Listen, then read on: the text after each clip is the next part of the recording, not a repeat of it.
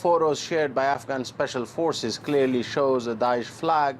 The Taliban have said that they were not involved in this attack. This was an attack right in the heart of Kabul.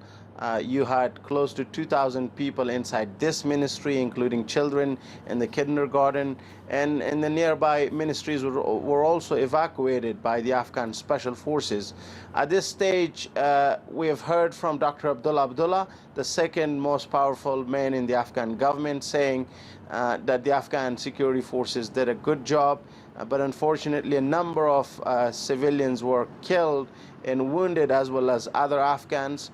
We're still waiting for more clarity from the Afghan government, but some officials and politicians close to President Ashraf Ghani are already blaming the Taliban for this attack. And I think such attacks just creates a lot of mistrust. It really hurts those efforts underway to start the peace process and to really facilitate a dialogue between the Afghan government and the Taliban, something that has not worked so far. Well, as you talk about the peace, this comes amid the collapse of the government and Taliban peace talks in Doha. But how will this attack affect the process of it? Well, it just means that both sides believe in the leverage on the battlefield. They think that they can negotiate from a position of strength.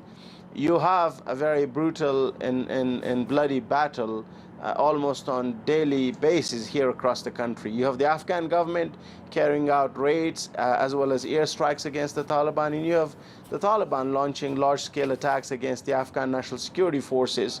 But what we also see is a very tense environment. We see verbal attacks both by the Afghan government as well as by the Taliban, each blaming the other for really preventing the peace process, for really not wanting for some sort of a peace deal to take place. Now, we also understand that for President Ashraf Ghani and other politicians here in Kabul, this is a very political decision because you have the presidential elections coming up, and many critics here in Kabul say that the peace process is very politicized because each side just wants to score politically, including the Taliban, because everyone knows that presidential elections could take place.